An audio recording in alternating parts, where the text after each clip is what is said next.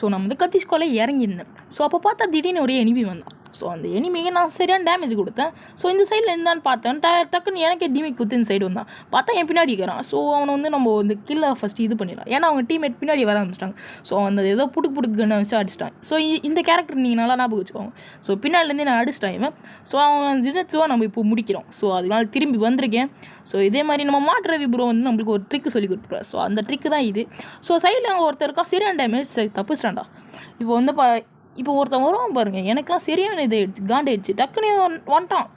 என்னடா இவன் டக்குன்னு வந்துட்டான், புஷ்ஷுன்னு ஏறிட்டான். நான் பார்க்கவே இல்லை அவனை. அப்புறம் இவனை வந்தான். ஸோ இவனை முடிச்சு காலி பண்ணிடுச்சு. ஸோ அடுத்தது இன்னொருத்தன், ஒரே ஒருத்தன் தான் வரணும். ஸோ வந்தானா அவ்வளோதான் முடிஞ்சது. இப்போது அவங்க ஒய்ப் போட்டால் வாங்க பாருங்கள். இப்போ நீங்கள் எனக்குலாம் சந்தோஷமாயிடுச்சு, யார் அடிக்க அப்படின்னு. வெளில போனாலே அடிக்கிறீங்களா, ஏன்டா அடிக்கிறீங்க?